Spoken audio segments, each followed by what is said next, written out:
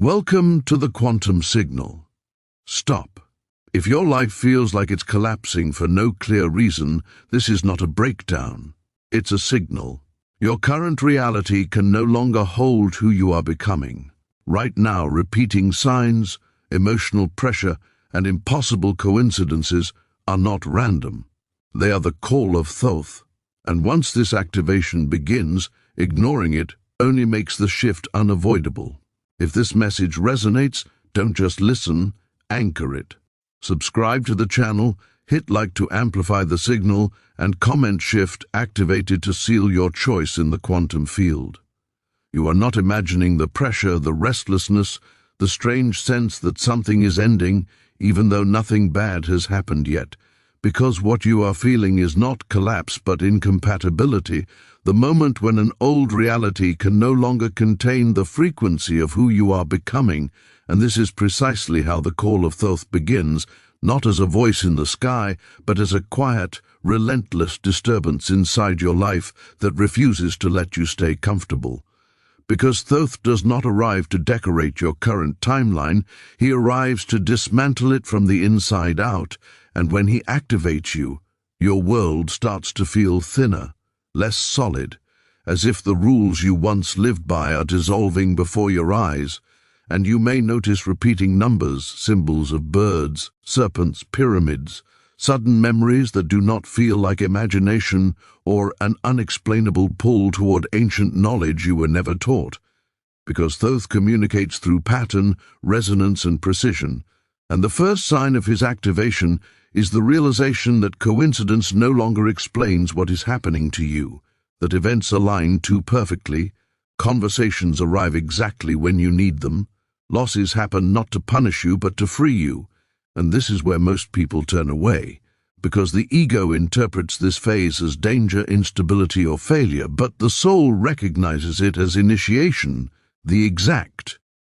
moment when your current timeline reaches its expiration date, and if you try to cling to it, you will feel exhausted, emotionally heavy, uninspired, even physically drained, because your nervous system can feel when a reality is no longer in harmonic agreement with your soul's trajectory, and Thoth's activation does not ask for belief, it demands awareness, because it operates whether you understand it or not, through the Hermetic law of correspondence, as within, so without, meaning the confusion you feel externally mirrors the reorganization happening internally at the level of your subtle bodies, your emotional field, your memory layers, and even your DNA, which begins to respond to signals older than this civilization, signals embedded during Atlantean cycles, when human consciousness interacted directly with crystalline technology and light-based geometry, and when this activation begins, your emotions stop behaving the way they used to.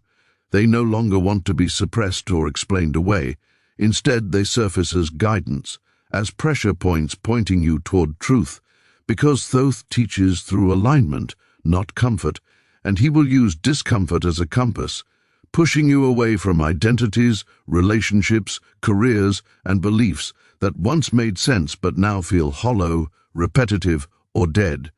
And you may try to rationalize this feeling, telling yourself you are ungrateful or impatient, but deep down you know this is not boredom, it is remembrance, the subtle recognition that you are operating far below your encoded capacity, and this is where the body becomes the first messenger, with sensations of heat, vibration, pressure in the chest or forehead, disrupted sleep, vivid dreams of ancient places, temples, halls of light, stairways, or flying structures, because the body remembers before the mind does. And Thoth works through the body to bypass the conditioned intellect, because the intellect has been trained to obey the matrix of limitation, linear time, and inherited belief, while your Hermetic DNA still remembers multidimensional navigation, timeline shifting, and conscious co-creation, and when this DNA begins to resonate again, it seeks coherence with the crystalline Earth grid, the planetary intelligence network that underlies physical reality. And this is why you may feel drawn to certain locations, mountains, deserts, coastlines, or even specific buildings or geometric forms, because the grid responds to you as much as you respond to it, and the more you resist the call, the louder the signals become, not as punishment but as amplification, because Thoth does not chase, he activates, and once activated, the process is self-propelling, drawing synchronicities into your path like stepping stones across collapsing timelines, and this is where fear often arises. Because the mind realizes that following this call means change, real change, not cosmetic improvements but identity-level shedding. And the ego panics because it cannot survive the frequency you are moving toward. But the soul knows this is the price of expansion, because no higher timeline can be accessed while carrying the emotional contracts, self-doubt, and unconscious loyalties of a lower one. And this is why people, situations, and opportunities may suddenly disappear without explanation, because they are not aligned with where you are going, and Thoth removes without negotiation, because precision is his signature. And the seeker who hears this call begins to notice that time itself feels strange. Moments stretch, days blur, the future feels closer than the present.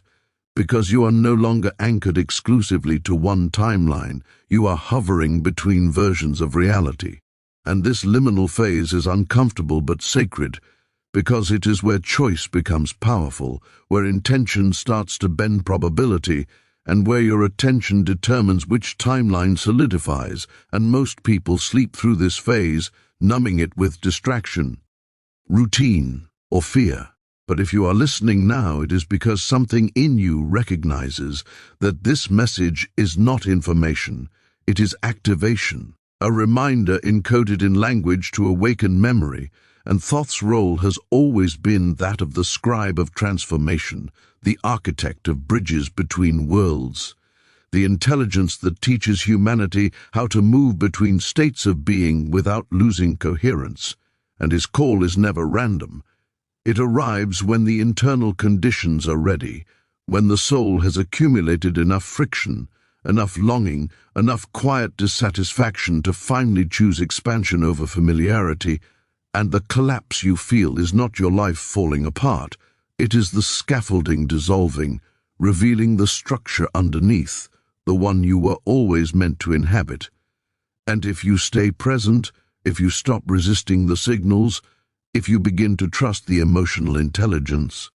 moving through you instead of fighting it, you will notice something subtle but profound, a sense of relief beneath the chaos, a knowing that you are not lost, that you are being repositioned, recalibrated, and remembered by a larger intelligence that has been guiding initiates across timelines for millennia. And this is only the beginning, because the call of Thoth does not end with awareness. It leads to action, alignment, and the conscious rewriting of destiny itself. And once you step through that threshold, there is no returning to sleep, only deeper remembrance. Once the call has been heard, even faintly, the language of your reality begins to change, because Thoth does not speak in human words first. He speaks in signals, repetitions, and pressure.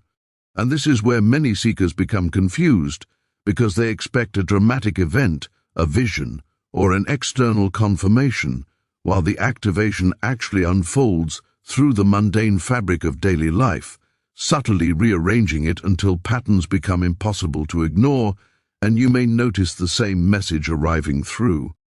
different mouths, the same idea echoing through books, videos, strangers, and internal thoughts, or the same obstacle appearing again and again until you finally confront it. Because repetition is not coincidence, it is insistence, and Thoth uses insistence as a tuning fork, striking the same note until your awareness resonates with it, and at the same time your body becomes increasingly vocal, because the body is the interface between timelines, the living sensor that detects when a frequency mismatch occurs. And this is why reality shifts are often preceded by physical sensations that have no clear medical explanation, waves of fatigue followed by sudden clarity, surges of energy at night, pressure at the base of the skull or behind the eyes, spontaneous emotional releases, tears without story, or laughter without reason, because the nervous system is recalibrating to hold more information, more presence, more coherence, and if you try to suppress these signals, to force yourself back into old routines, you will feel resistance increase.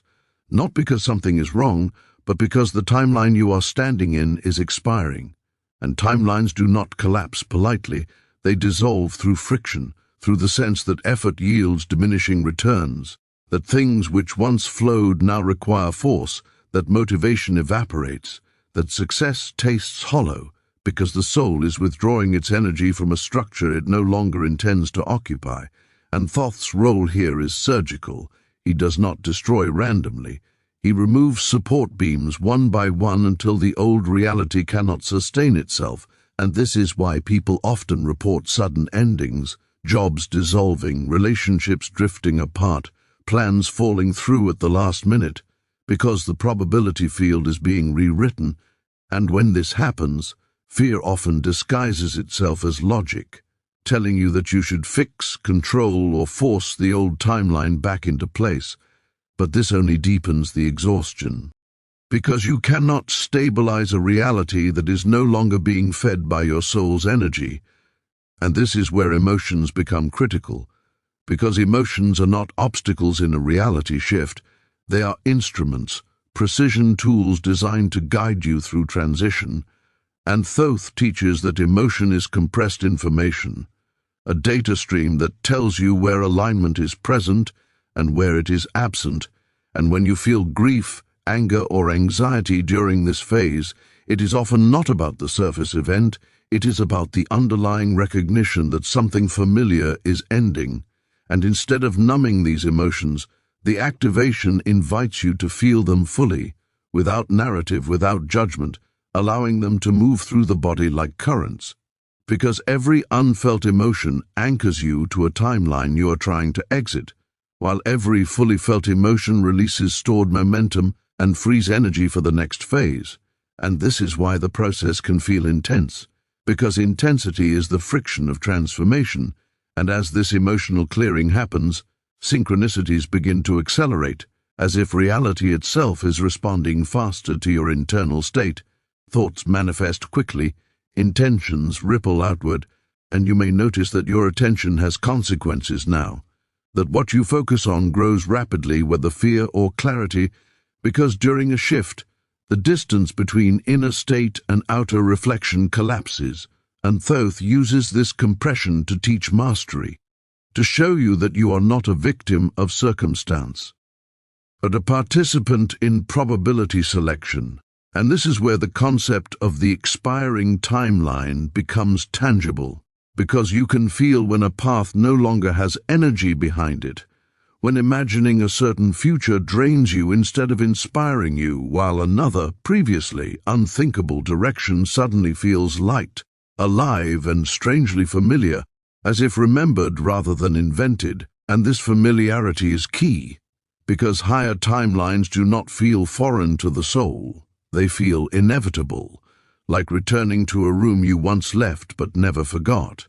And as you begin to lean toward these feelings, toward resonance rather than obligation, you may experience moments of disorientation, where identity feels unstable, where you are unsure who you are becoming, because identity is a timeline anchor, and during transition, the anchor loosens, allowing movement. And Thoth allows this disorientation intentionally, because certainty too early locks probability, while openness keeps pathways fluid.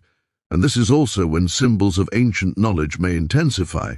dreams of temples, geometric light, writing you cannot read but somehow understand, memories that feel older than this lifetime because the Akashic layers are thinning, making ancestral and soul-level information more accessible.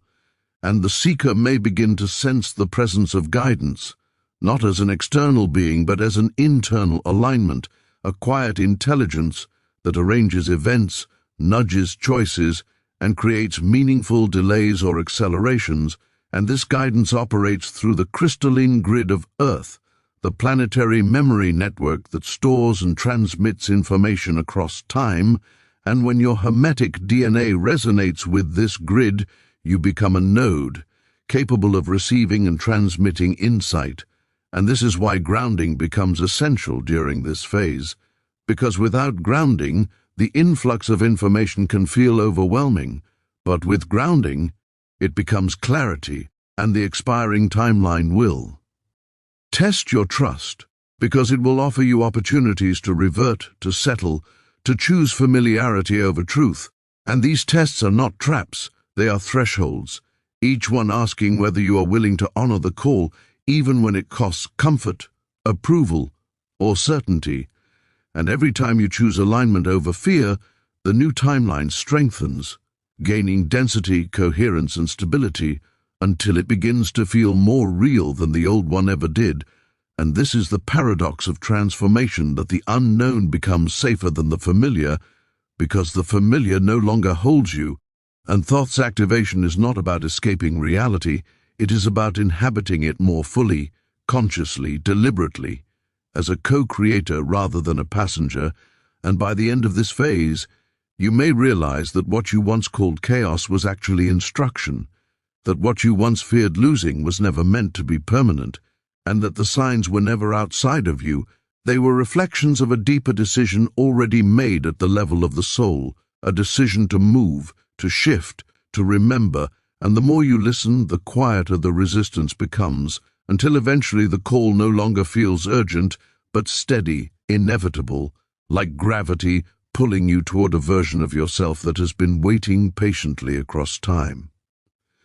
There comes a point in every genuine reality shift where understanding is no longer enough, where insight, synchronicity, and inner preparation converge into a single irreversible moment of choice.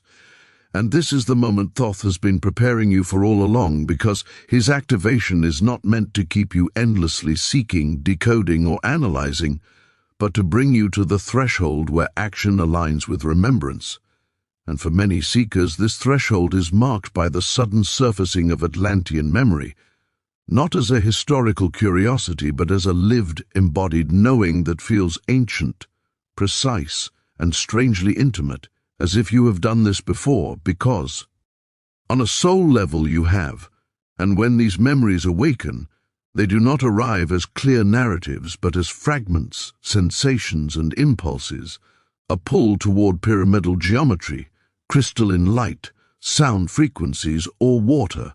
a fascination with grids, nodes, and alignments, or a deep emotional response to symbols of Egypt, Atlantis, or Hermetic texts that you cannot explain logically, because this memory is not stored in the brain but in the field, in the subtle layers of your being that predate this incarnation.